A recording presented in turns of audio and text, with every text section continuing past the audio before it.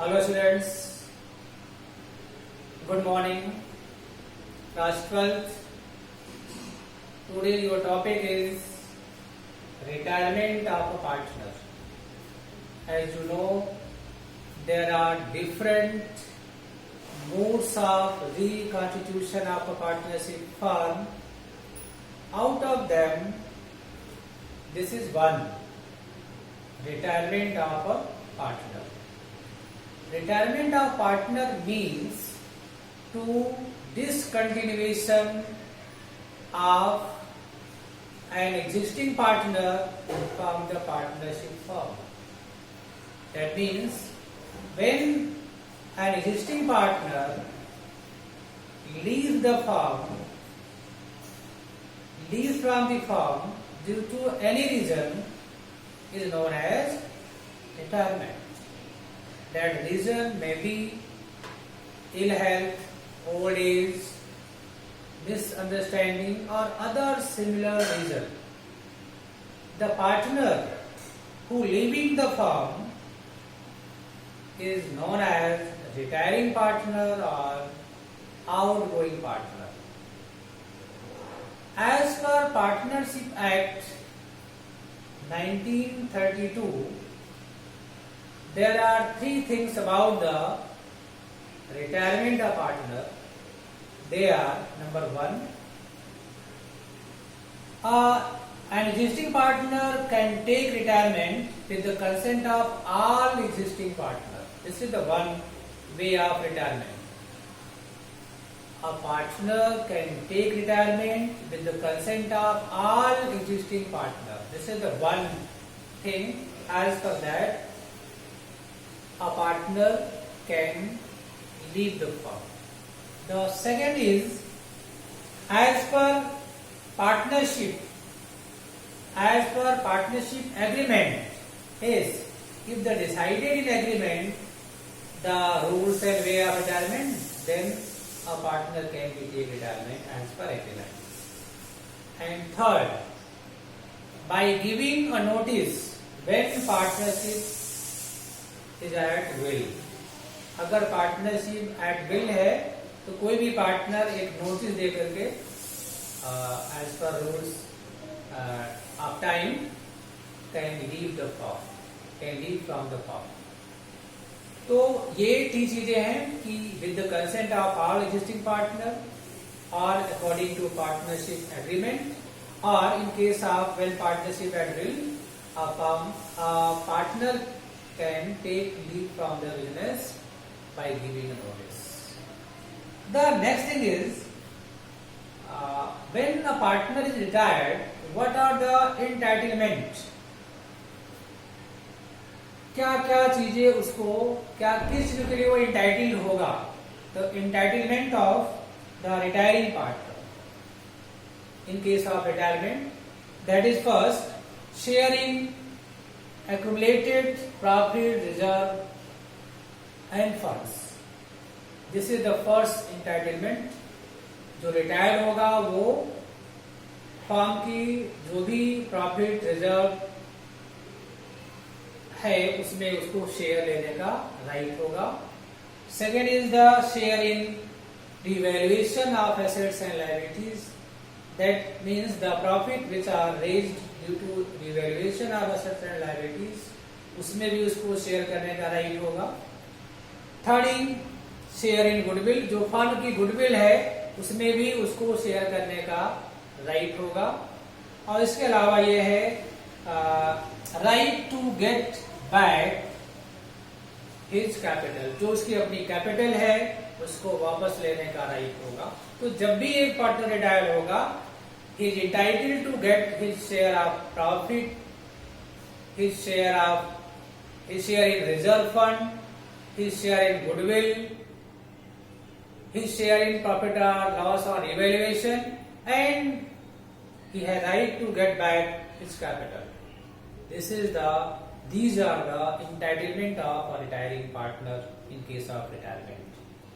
The next thing is, that is important here, with the accounting point of view, they are adjustment needed at the time of retirement of a partner. What are the adjustment needed? क्या adjustment जरूरी होगी जब एक partner retired होगा? This is the important here according to accounting point of view. तो मैंने इसके पहले भी आपको एक्सप्लेन किया था कि जब भी एक फर्म रिकॉन्स्टिट्यूट होगी एट दैट टाइम उसके इफेक्ट्स होंगे और एडजस्टमेंट्स होंगे। तो रिटायरमेंट ऑफ पार्टनर भी एक, this is one mod of reconstitution, तो वो इफेक्ट यहाँ भी होंगे और एडजस्टमेंट यहाँ भी होंगी। तो जब हम पर्टिकुलर रिटायरमेंट की बात करेंगे तो उसमें जो एडजस्टमेंट हैं वो मैं आपको बताने जा रहा हूं, जिसमें काफी सिमिलर है, जिसको आपने पहले पढ़ लिया है। जैसे पहला पॉइंट होगा new profit sharing ratio. New profit sharing ratio ये पहला पॉइंट होगा, जिसको आपको याद रखना होगा कि रिटायरमेंट के बाद जो फर्म में पार्टनर वर्क कर रहे हैं उनका नया प्रॉफिट शेयरिंग रेशियो क्या होगा, उसको हम कैसे डिटरमाइन करेंगे, कैसे कैलकुलेट करेंगे। दूसरा इसमें जनरली होगा गेनिंग रेशियो, क्योंकि जब पार्टनर कोई रिटायर्ड होगा तो वो अपना पार्ट ऑफ शेयर छोड़ के जाएगा बिजनेस में, तो उसको एग्जिस्टिंग पार्टनर गेन करेंगे। तो गेनिंग रेशियो क्या हो सकता है, इसको भी निकालने की जरूरत पड़ेगी। और तीसरा पॉइंट जो बताया था आपका वैल्यूएशन ऑफ गुडविल, वो यहां भी होगा। Valuation of goodwill and treatment दोनों चीज होगी। वैल्यूएशन गुडविल निकालना होगा आपको, और वो मेथड आपको पता है, कोई मेथड दिया होगा या अमाउंट दी होगी, और उसको हम कैसे ट्रीट करेंगे, दैट मीन्स उसका अकाउंटिंग ट्रीटमेंट क्या होगा, इसको हमें देखना है। नेक्स्ट वही है रिवैल्यूएशन, जो आपने पढ़ा है, ये टोटली जैसे आपने इसके पहले इसको सॉल्व किया है। एसेट्स का रिवैल्यूएशन होगा, लायबिलिटी रीअसेस्ड होंगी, तो इसके लिए हम बनाएंगे रिवैल्यूएशन अकाउंट, और उसके थ्रू हम ये फाइंड करेंगे कि रिवैल्यूएशन से प्रॉफिट हो रहा है और लॉस हो रहा है।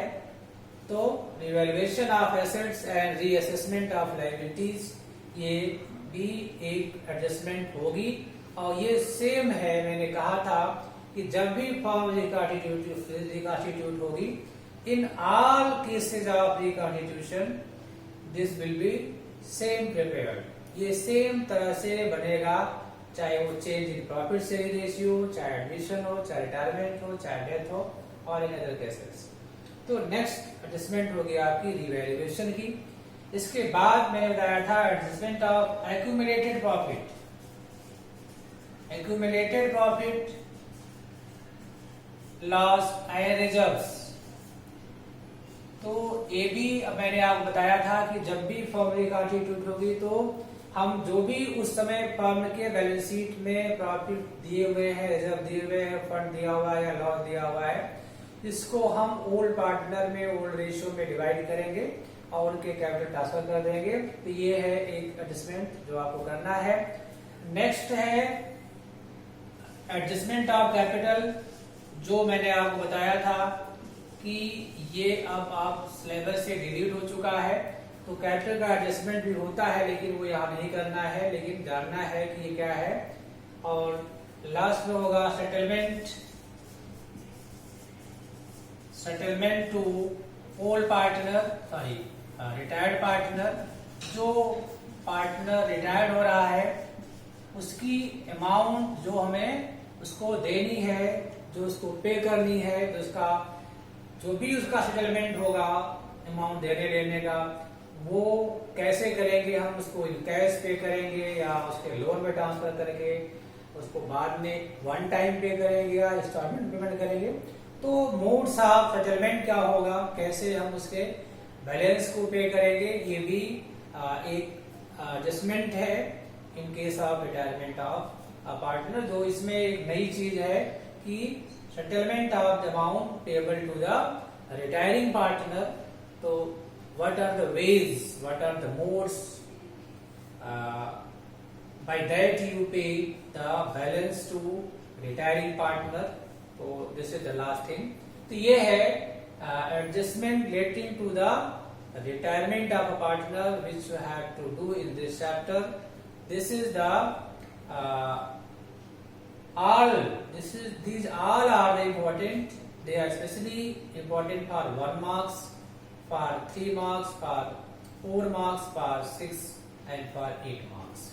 जो भी क्वेश्चन पैटर्न में है इसमें से 1 मार्क्स क्वेश्चन भी इससे बनेगा, 3 मार्क्स का भी अगर हम किसी इंडिविजुअल को हम कॉल करते हैं या कोई इंडिविजुअल क्वेश्चन आस्क होता है तो आपका 3 और 4 मार्क्स बनेगा।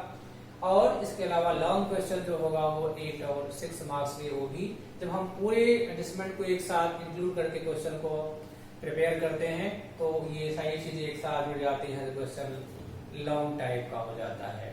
तो ये था कि रिटायरमेंट ऑफ पार्टनर क्या है, इसकी मीनिंग क्या है और इसके क्या एडजस्टमेंट होंगे अकाउंटिंग से रिलेटेड, ये इंपॉर्टेंट चीज थी। Thank you. नेक्स्ट मिलते हैं नेक्स्ट वीडियो में जिसमें हम डिस्कस करेंगे कि कैसे हम क्वेश्चन को सॉल्व करते हैं। Okay, thank you.